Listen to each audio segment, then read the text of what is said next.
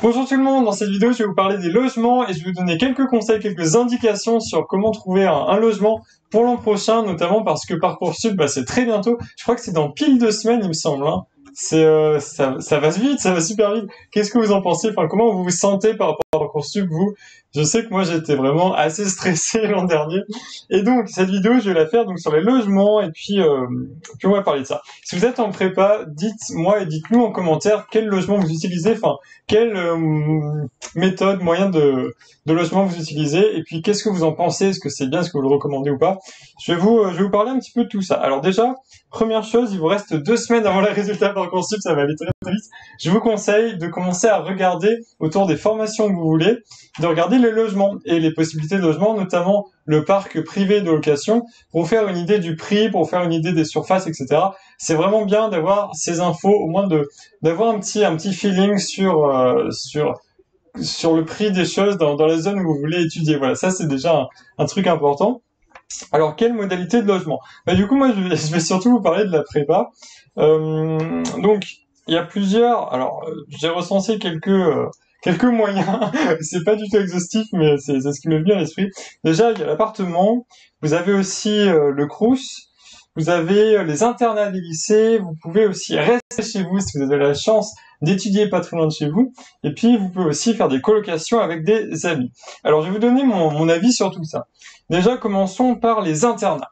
Alors, les internats, ce qu'il faut savoir, c'est qu'il y a vraiment très peu de places. Vraiment, c'est minimal. C'est hyper minimal. Par exemple, au lycée Henri IV, il y a, je crois, 5 places d'internat par classe. Donc, c'est très peu. Et puis, ce qu'il faut bien savoir, c'est que la priorité va vraiment être donnée aux élèves sur critères sociaux. Donc, par rapport à votre niveau de revenu, par rapport à votre bourse, etc. Et ça va vraiment compter plus que tout le reste.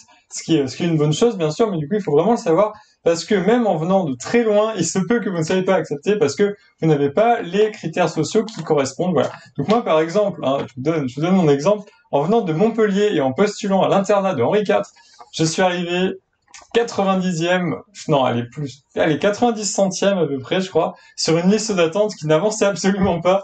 Du coup, effectivement, aucune chance pour moi d'avoir l'internat. Mais pour vous dire que même en venant de super loin, c'est pas le critère géographique qui est le plus important, si vous voulez. Et à ce niveau-là, voilà. Donc ça aussi, c'est la même chose un petit peu pour les Crous. C'est excellent sur critères sociaux. Et dans les commentaires, il y a quelqu'un qui m'avait dit que il avait été forcé de faire une année blanche en fait parce que il pensait que le Crous allait lui trouver un logement, mais en fait ça n'a pas du tout été le cas. Et du coup, il s'est retrouvé au début de son année scolaire sans logement. Donc c'est grave, et c'est pour ça qu'il faut vous renseigner bien à l'avance et vous dire que c'est pas le Crous, c'est pas les internats qui vont vous loger tout seul automatiquement. Voilà, vraiment, rien n'est acquis là-dessus. Ce serait vraiment trop bête de perdre une année, de pas pouvoir aller dans votre formation ou quoi, parce que vous avez pas le logement qu'il faut. Voilà, ce serait vraiment tellement dommage. Bon, alors ensuite, ensuite un truc vraiment important, si vous pensez rester chez vous, faites attention parce qu'il y a un truc très important, c'est la distance entre chez vous et votre lieu d'études, votre lycée, votre formation, etc. C'est vraiment super important. Moi, je me souviens, quand j'avais fait les portes ouvertes au lycée Janson de Sailly, le proviseur avait dit: écoutez, pour nous, que vous habitiez à 40 minutes d'ici ou à 3 heures de route, c'est la même chose. Vous ne pouvez pas rester si loin. Donc voilà, pour lui, vraiment, 40 minutes, c'était déjà rédhibitoire. Alors, faut savoir que, surtout en région parisienne, il y a quand même beaucoup d'élèves dans un peu tous les lycées qui viennent des périphéries, des banlieues, et qui prennent beaucoup de temps pour arriver au lycée. C'est vraiment handicapant. C'est handicapant, et donc voilà, si vous pensez rester chez vous, évaluez bien la distance qu'il y a entre votre lycée et votre futur lieu, parce que ça peut vraiment jouer, notamment, dites-vous que si vous faites par exemple une demi-heure de trajet tous les jours, après ça s'additionne, enfin, c'est-à-dire que par semaine vous y perdez 3 heures et demie, enfin, du coup ça va vite, ça va vraiment vite, et enfin voilà, c'est pour ça, réfléchissez bien à ça. Donc, c'est la distance. Mais c'est quand même super bien de rester chez soi parce que déjà, vous avez un environnement qui est super bien, puis souvent, c'est plus grand que dans un petit studio. On va en parler de suite, donc on va parler des appartements. Alors, pour moi, les appartements, c'est le mieux. Et moi, j'ai effectivement un appartement. Je sais pas si je vous parle du mien maintenant. Je vais vous en parler un petit peu à la fin. Alors, les appartements, c'est bien parce que déjà, vous pouvez, quand vous faites votre recherche, sélectionner par rapport à la distance au lycée. Et moi, je vous conseille vraiment de rechercher les appartements qui vont être le plus proches possible de votre lycée. Surtout si vous faites une prépa, là, ça va vraiment être super important. Je sais que c'est pas évident pour tout le monde, mais il faut s'acharner, vraiment s'acharner tout le temps dans la recherche d'appart, surtout à Paris, surtout dans le 5e. Voilà, c'est vraiment une catastrophe ce 5e arrondissement. C'est incroyable parce que il y a une demande qui est absolument folle. Donc il faut, voilà, déjà, appartement, c'est bien parce que pour la distance, ensuite, il y a aussi plusieurs autres facteurs, notamment la proximité à des commerces ou quoi, et aussi la question du bruit. Moi, j'avais une amie qui a dû déménager en début d'année parce qu'il y avait trop de bruit en bas de chez elle. Enfin, genre, il y avait un bar, et vous imaginez faire une prépa toute l'année où en bas de chez vous, tous les soirs, il y a la fête, genre, impossible, quoi. Vraiment impossible à tenir. Donc voilà, faites attention, et puis bien sûr, faites beaucoup de recherches. Je vous donne peut-être des conseils un petit peu obvious, mais comme j'imagine que pour la plupart d'entre vous, c'est votre première recherche d'appart, faites beaucoup de recherches pour voir déjà quels apparts sont proposés, qu'est-ce que vous pouvez obtenir avec quel prix, et puis surtout pour voir la qualité de ce qui vous est proposé. Vraiment, ça n'a rien à voir, il faut pas se fier au prix. Moi, j'ai vu notamment des trucs de fou, genre des appartements mais tout petits à 900 € par mois, alors qu'il y avait mieux pour moins cher ailleurs. Enfin bref, faites très attention à tout ça, quoi. Et puis, vous faites pas avoir, comparez bien les logements qui sont près les uns des autres, etc. Enfin, voilà. Il y a vraiment plein de choses là-dessus, à ce niveau-là. Et puis, dernière chose dont j'ai parlé, que j'ai mentionné, c'est est-ce qu'on peut faire des colocations avec des amis? Franchement, il y a beaucoup d'étudiants qui font ça. Moi, je pense que pour la prépa, c'est vraiment pas du tout une bonne idée, parce que vous allez tous avoir des rythmes différents, vous allez tous faire des activités différentes, vous allez tous entrer, sortir, et puis c'est difficile de se concentrer à travailler quand vous avez plein de gens qui entrent, qui s'en vont. Enfin voilà. Donc moi, je déconseille ça, mais après, si vous avez une expérience déjà de colocation et que ça se passe bien, dites-le nous en commentaire, ce serait vraiment intéressant de savoir pour le coup. Quoi d'autre? Ah oui, alors, qu'est-ce que j'ai écrit là? J'arrive pas à me relire. Des fois, j'arrive pas à me relire. C'est vraiment n'importe quoi. Ah oui, alors déjà, au niveau de la préparation. Donc ça, deuxième partie, deuxième partie, la préparation. Effectivement, vous avez un petit peu de temps. Il faut vous préparer, notamment préparer votre dossier de location, parce que dans ce dossier de location, il faut mettre plein d'éléments. Et puis, vous pouvez trouver toute la liste des éléments sur Internet à mettre dans votre dossier de location. Mais vraiment, il y en a tellement, et il faut vraiment s'y préparer à l'avance, parce que ce serait trop bête que vous ayez l'information que vous vouliez, vous trouviez un super logement avec un loueur qui est intéressé pour vous proposer et tout, donc vous n'avez pas le dossier prêt pour l'envoyer. Vraiment, ce serait une catastrophe. Donc renseignez-vous là-dessus. Et puis, dernière chose, comment faire des recherches. Alors là, je vais vraiment vous donner deux, trois trucs. Moi, j'ai beaucoup utilisé SeLoger, le site SeLoger, qui est vraiment assez intéressant.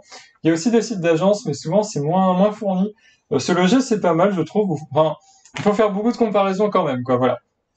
Après, je sais qu'il y en a qui utilisent Le Bon Coin ou quoi. Enfin bon, moi j'ai pas utilisé ça. Dites-moi ce que vous en pensez. Et puis aussi, alors je vous conseille un truc.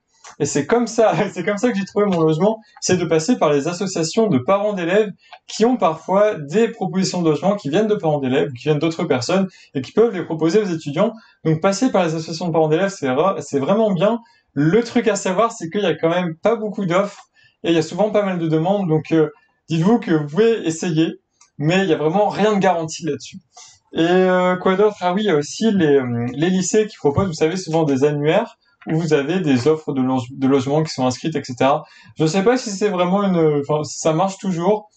Des fois, ça peut marcher, je pense, mais en tout cas, au lycée Henri IV, je me souviens l'an dernier, enfin, mes infos sont un petit peu outdated, du coup. L'an dernier, c'était pas mal de chambres, en fait, qui étaient proposées, de chambres chez l'habitant, voilà, notamment.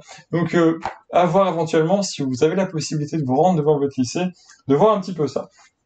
Qu'est-ce que je voulais dire? Enfin, la question des visites, parce que si vous habitez en région comme moi, et si vous voulez aller, par exemple, à Paris, par exemple, le conseil que je peux vous donner, c'est de vous prendre 2 ou 3 jours où vous allez faire que des visites de logement, vous allez donner votre studio à plein de monde, parce qu'en fait, le truc, c'est que vous ne pourrez pas envoyer votre dossier à distance parce que personne va l'accepter, sauf si on est toujours en confinement. Ça, je sais pas comment ça va se passer pour le coup, vraiment, je sais pas, vraiment, je sais pas, mais faudra adapter, mais en tout cas, à distance, ça marche assez peu parce que les gens reçoivent plein de dossiers, ils les étudient pas et ils veulent que des gens qui sont venus visiter. Donc voilà, il faut le savoir, il faut se préparer à aller physiquement visiter des studios, etc. Enfin bon, il y a ça aussi. Donc moi j'ai trouvé mon studio par les associations de parents d'élèves, donc j'étais vraiment super content. C'est vraiment un super studio. Il est très proche du lycée Henri IV, donc ça c'est tellement bien. Voilà, c'est tellement bien, c'est tellement pratique.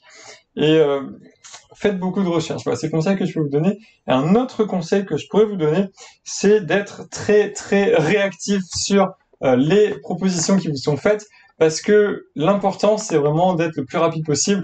C'est que le loueur, enfin là je parle beaucoup de mon cas en fait, de la recherche d'un appartement, c'est que le loueur veut vraiment quelqu'un qui déjà pose pas de problème. Donc déjà c'est une bonne chose de dire dans votre recherche de logement que vous êtes en prépa, parce que ça souvent c'est un signe d'un étudiant qui va pas poser de problème. Voilà, vous dites je vais faire une prépa, en général on va se dire bon bah lui il va pas faire la fête tous les soirs, ça va aller, ça va être tranquille, mais bon, il y a ça qui peut être bien, et donc ouais, être très réactif. Moi, j'avais vraiment été hyper actif. Genre, je vous explique le truc, j'avais envoyé un mail à une association de parents d'élèves, et une demi-heure plus tard, ils m'avaient répondu, ils m'ont dit oui, on vient juste de recevoir une proposition de logement, donc si ça vous intéresse, voilà les coordonnées et tout. Du coup, genre à peu près une demi-heure après que notre ami ait posé son annonce de logement, bah, du coup, je lui ai envoyé déjà un mail. Et très peu après, bon, on continue la discussion, et il faut vraiment être hyper réactif pour pas laisser le truc tomber. Il faut vraiment toujours ramener l'affaire jusqu'à ce que ce soit conclu jusqu'au bout. Voilà. Donc c'est tout. C'est tout ce que j'avais à vous dire. Dites-moi donc ce que vous pensez faire pour votre recherche de logement, et si vous êtes en prépa, qu'est-ce que vous utilisez comme logement? Est-ce que vous êtes en internat ou quoi? Faudrait que j'interviewe quelqu'un qui est en internat, ça pourrait être intéressant d'avoir le retour d'expérience. Mais en tout cas, vraiment, appartement, je vous dis, c'est super bien. Le problème, c'est qu'à Paris, c'est très cher, voilà. Donc renseignez-vous. Voilà, c'est vraiment le seul truc que je peux dire. J'espère que cette vidéo vous aura appris 2-3 trucs. Et puis c'est tout. Comment vous vous sentez alors par rapport à Parcoursup? 2 semaines, plus que 2 semaines, ça va aller vite. Et voilà. C'est tout ce que j'avais à vous dire, et j'espère que vous allez bien. Et puis on se dit à bientôt. Salut!